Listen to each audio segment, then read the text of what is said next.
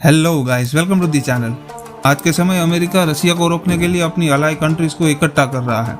America आज के समय रसिया के बढ़ते अग्रेशन को रोकने के लिए अमेरिका रसिया को हर इंटरनेशनल ग्रुप से बाहर करना चाहता है। आज के समय यूएस, यूके, फ्रांस, जर्मनी ये सभी देश चाहते हैं कि रसिया को G20 समिट से बाहर कर दे, क्योंकि अभी तो रसिया को यूएन से निकालना काफी मुश्किल होगा।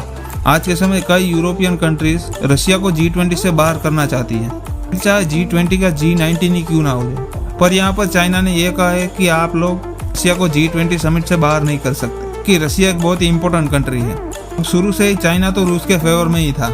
अब अगर रसिया को G20 समिट से बाहर निकालने के लिए एक प्रॉपर कन्वेंशन हुई और उसमें G20 के ज्यादातर मेंबर्स ने रसिया को बाहर निकालने के पक्ष में वोट किया, तो फिर रसिया को G20 से बाहर हो जाएगा। आज के समय G20 समिट में कई ऐसी कंट्रीज है जो रसिया के मामले में न्यूट्रल रहना चाहती है। G20 समिट में India, Brazil, Turkey, south Africa जैसे देश रसिया के मामले में न्यूट्रल रहेंगे। तो जानते हैं आगे वीडियो में कि क्यों यूएसए रसिया को G20 समिट से बाहर करना चाहता है। तो अगर हम इतिहास में थोड़े साल पीछे जाए, तो G7 करके एक इंटरनेशनल ग्रुप था जिनमें दुनिया की सबसे बड़ी इकोनॉमी वाले देश आते थे। G7 में Canada, France, Germany, Italy, Japan, UK, USA जैसे देश शामिल थे। G7 ग्रुप में पहले रसिया भी शामिल था, पर 2014 में रसिया ने यूक्रेन की क्रीमिया रीजन को कब्जा कर रसिया में मिला लिया। इसी की सजा के रूप में अमेरिका और यूरोपियन कंट्रीज ने रसिया को G7 से बाहर कर दिया, से G8 G7 हो गया है। 2014 में रसिया को G8 से बाहर कर दिया, रसिया को G20 से बाहर करने की बात चल रही थी। 2014 में G20 समिट को ऑस्ट्रेलिया होस्ट कर रहा था। ये बात हो रही थी कि पुतिन ऑस्ट्रेलिया जाए कि ना जाए। तब पुतिन पर काफी प्रेशर भी था। पुतिन फिर भी G20 समिट को अटेंड करने के लिए ऑस्ट्रेलिया गए। जब वो ऑस्ट्रेलिया पहुंचे तब उनके साथ उनकी नेवी भी साथ में थी। और ये बात किसी को भी पता नहीं थी कि पुतिन अपने साथ रशियन नेवी को भी ऑस्ट्रेलिया साथ ला रहे हैं। और जैसे ही पुतिन ऑस्ट्रेलिया पहुंचे तब रशियन नेवी ने पूरे ऑस्ट्रेलिया को घेर लिया। जल्दी से जल्दी मीटिंग पूरी करके वो चले गए। पर यहाँ पर पुतिन ने अपनी पावर का प्रदर्शन किया था। इस देश ने G20 समिट को होस्ट किया था, उसको रशियन नेवी ने न्यूक्लियर सबमरीन और वॉरशिप से घेर लिया था। पर 2014 में तो इतना वायलेंस नहीं हुआ था। पर आज के समय हालात कुछ हो रही है, क्योंकि 2014 में इतना खून खराबा नहीं हुआ था। आज के समय बहुत सारी डिस्टर्बिंग पिक्चर्स भी देखने को मिल रही है। आज के टाइम में ऐसा देखने को मिल रहा है कि एक देश को उजाड़ कर रख दिया और हजारों लोगों की जान जा रही है, लाखों लोग बेघर हो गए हैं और कई अपनी जान बचाने के लिए दूसरे देशों में भाग रहे हैं। आज के समय ज्यादा प्रेशर में तो इंडोनेशिया है, क्योंकि आने वाला 2022 का G20 समिट इंडोनेशिया होस्ट करने वाला है।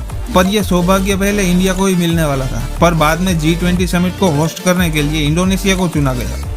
पर आज के समय इंडोनेशिया भी रो रहा होगा कि काश 2022 का G20 समिट इंडिया ही होस्ट करता। अब इंडिया खुशी मना रहा है कि अच्छा हुआ 2022 की समिट हम नहीं होस्ट कर रहे हैं, क्योंकि आप सोच कर देखिए कि अगर हम ये समिट होस्ट कर रहे होते तो हम पर कितना प्रेशर आता।